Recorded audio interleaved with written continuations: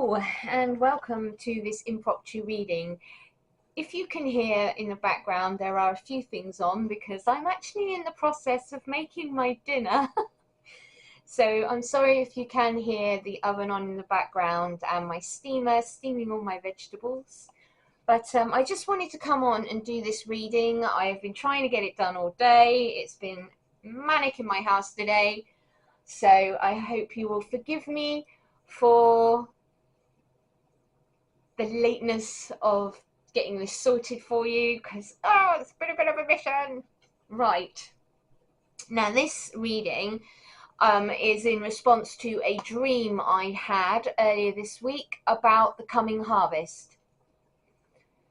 I dreamt of extensive wheat fields and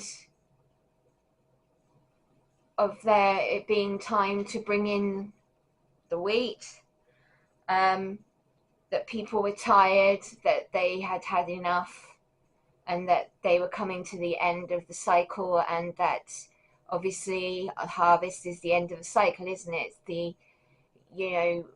After you've sown the seed, you've tilled, you've done all the things you've got to do. And in heaven, the harvest, as it's known, is when heaven brings up souls to graduate.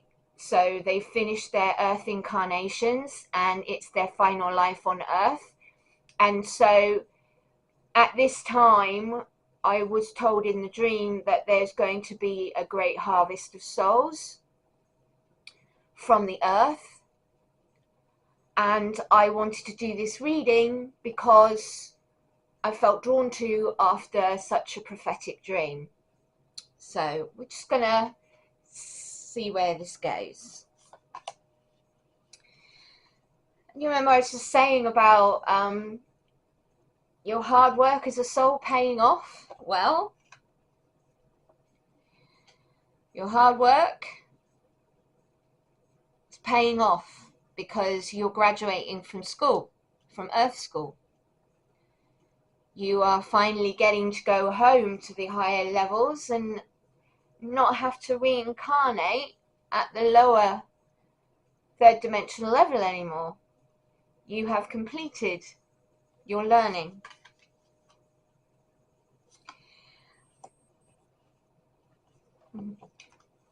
You and your loved ones are safe.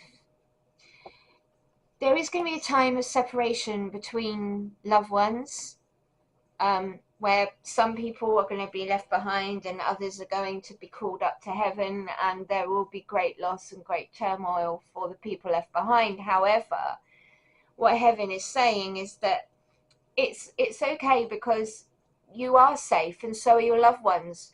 Your body is not you. You are not the body. You are an eternal light being, formed from God's body, formed from God's love, His energy itself. You are a walking copy of God, the divine, because you're God's child. Just like parents, yeah? Because obviously you have the divine mother and the divine father in heaven, and you are the divine offspring. And so you wear a body to interact with this dense third dimensional space, because we are electrical light beings. We don't normally have such a dense and heavy form. But in order to interact with this particular playground on Earth, you need a body. And so we pick one, and it gets grown, and we inhabit it for the time that we're allotted here on Earth in order to carry out our life plan. So you have angels that constantly shield you and look after you, and every single being in the whole of creation is much loved and much looked after. So you will see your loved ones again a lot sooner than the end of your life, because we're going through the ascension process. It may be that you develop the ability as a medium to be able to travel up to the higher levels and go and visit your loved ones while still incarnated. On Earth at the minute, the energy, I don't know if you've been paying attention to the volcanoes around the Earth and the fault lines of the Earth and the energies that have been hitting us from the sun and the ion belt. I think it's the photon belt, isn't it? Photon belt. Yeah, we're going through photonic radiation at the moment, which is hitting our vessels. It's hitting the Earth. The sun's rays, all of the storms, solar energy has been barraging and charging the Earth, supercharging. Now, there is a relationship between the solar energies, which are God's light energy codes that are hitting the Earth and us, and programming our vessels and the Earth at this time as we go through the ascension. Now, there are physical ramifications to the spiritual nature of what's happening to the Earth, because the solar flares scientifically cause volcanic eruptions and earthquakes. Some years ago, I had one of my feelings that I get, and this was before just before the solar maximum started, and I noticed an upswing in volcanic activity that was 50% above the norm for a certain region. But I knew that that was going to become the affected on the whole ring of fire. Like the whole ring of fire, I saw it glowing and lighting up like a Christmas tree. And my sister, and I said to her at the time, she went, "Oh, well, we get volcanoes go off all the time." And I was like, "No, this is different. This is different. This is something else." And we've seen Yellowstone wake up. We've seen Campo Flegrei wake up. We've seen Axel Ridge wake up. And these volcanoes are super volcanoes. I mean, Axel Ridge is actually, I think it's Axis Ridge, is it? Axis or Axel? It's actually a mile-wide volcano, 400,000 feet below the surface of the ocean, that is looking like it's going to go very soon.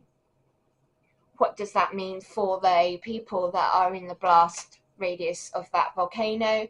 Is there going to be, because it is situated on a ridge, and where the plates come together and new Earth is formed, is that going to cause a massive tidal wave? Recently, there was a prophecy that I heard of through a near-death experiencer who was shown in heaven 3 separate visions. One of them was of a wall of water so high and so fast that people could not escape the path, and the purpose of this water is to clean and cleanse and to make anew.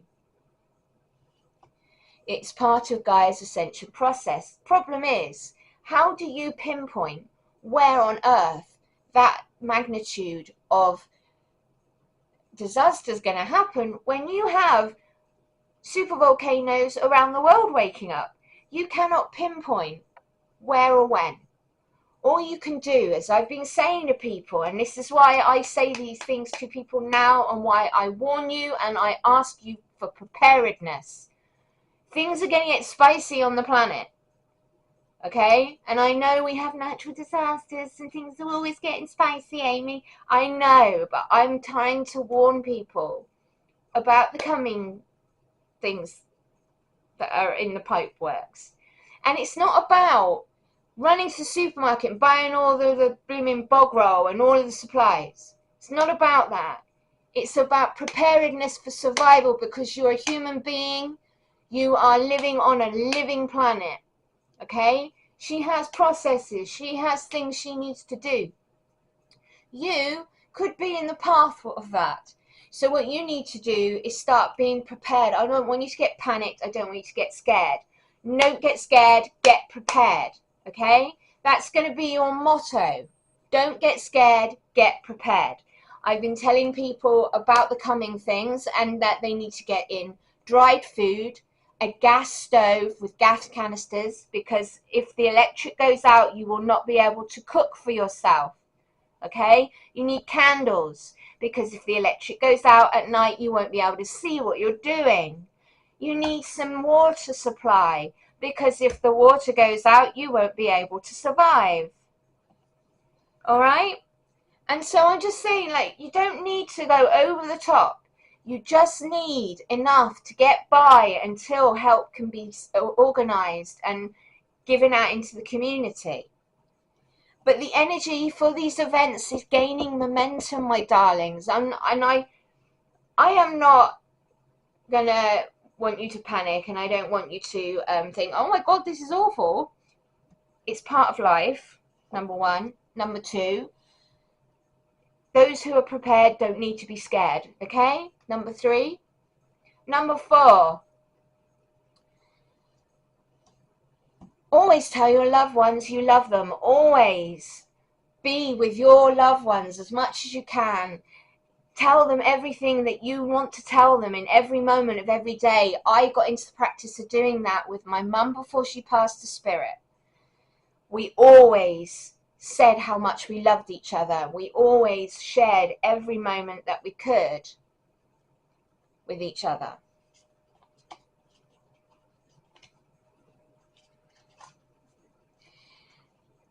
When these things happen, it is a time for healing, because humanity, sorry, not the camera, humanity is going through a process now of all of the darkness that has been plaguing us for millennia is coming to the surface to be released. And one of these processes is loss, is hardship, is facing your shadow, your dark night of the soul, of facing those fears and conquering them, and finding God within you, finding spiritual self, finding your purpose, and also being there as a member of your community, because we're going to be waking up to the fact that we are one people. But that comes through hardship, that comes through pain, that comes through healing. And so this is the time now where humanity is healing, and we are going to go through a time for healing as a community, as humanity, as one planet and one people.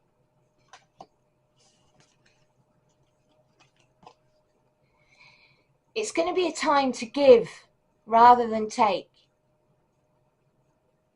It is. It's going to be a time to give rather than take. Because we're going to need to come together, and we're going to need to share what we have with each other. And we're going to need to put our arms around those who need comfort. We're going to need to give healing to those who need healing. Solace to those in need, in pain, in grief, in suffering. They need to see that there are those there ready to give of themselves, their time, whatever they have, and share it with each of their members of community around them. Because through unity and community, you don't just survive, you thrive. Because it takes a village, and I will always say that. It takes a village.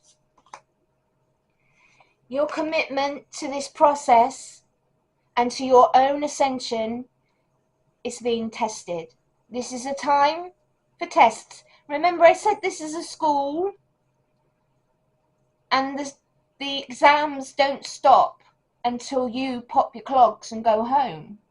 And you still have the final exam when you get up to heaven.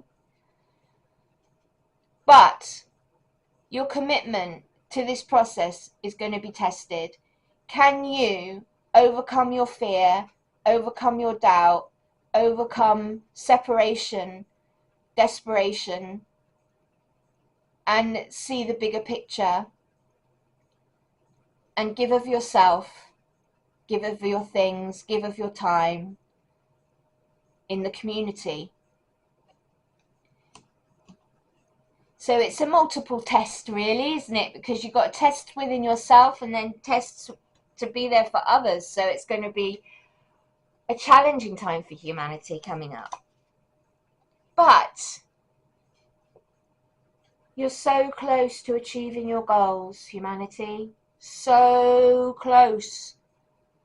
Closer than you think. People think that New Earth is miles away. It is not. It's a matter of 3 decades, maybe. And you know the progress you can make in a decade on Earth. Imagine what 3 decades is going to be. We're so close to achieving a more peaceful, prosperous, loving, unified world. So don't give up your goals and your visions for your future and the future of humanity. It's not delusional to want to give of yourself and your time to others and feel appreciated and valued, and know that that love, that unified love that you feel, is not just you but God with you, living through you. We will get there.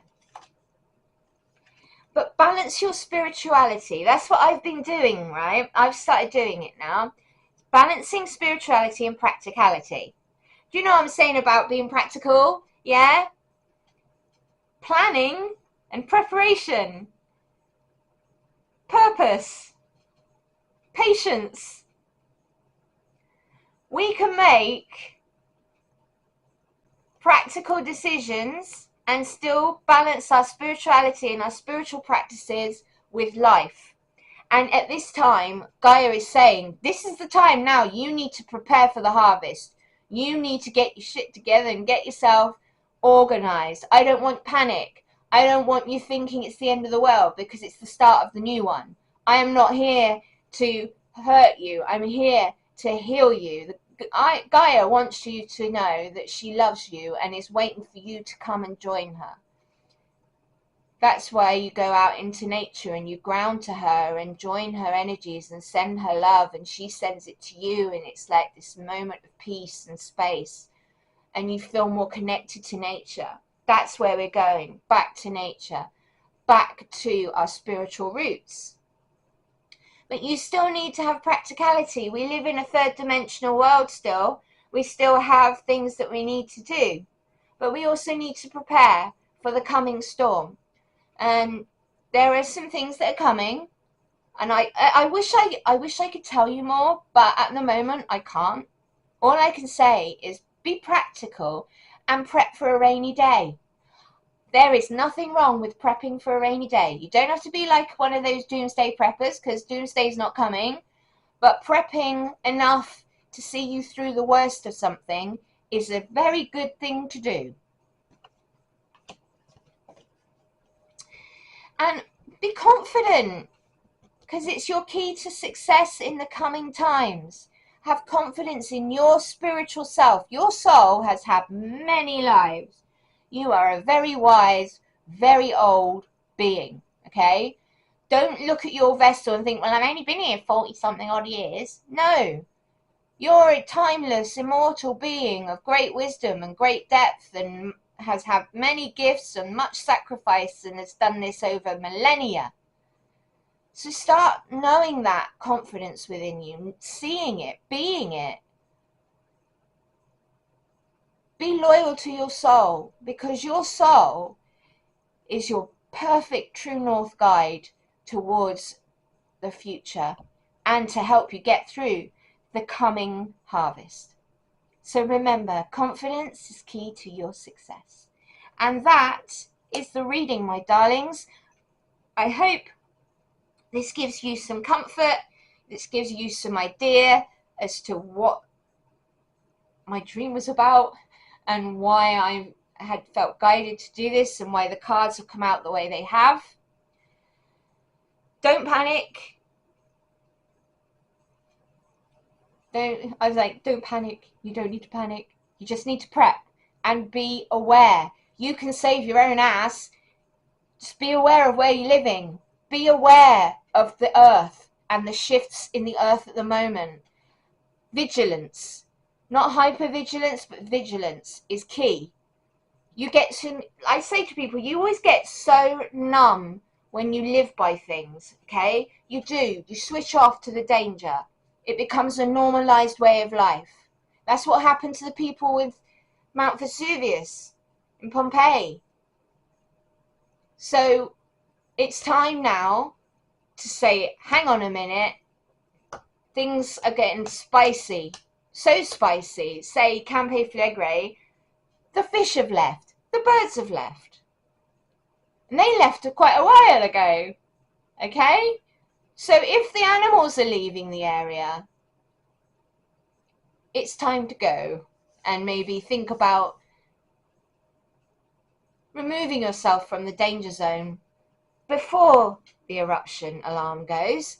You know, I'm just saying, your life is worth so much more. You can restart businesses, you can restock your home, but you can't restart your life if you're no longer in your body. You only get one go per life as that person. You can't come back again, as far as I know. All right, my darlings, my love to you all. Stay safe. Be prepared, not scared. And I will love you and leave you, and I will see you in the next video. Please leave me a thumbs up if you like this reading. Consider subscribing. It's free to do, and I will catch you in the next one. Bye, everybody.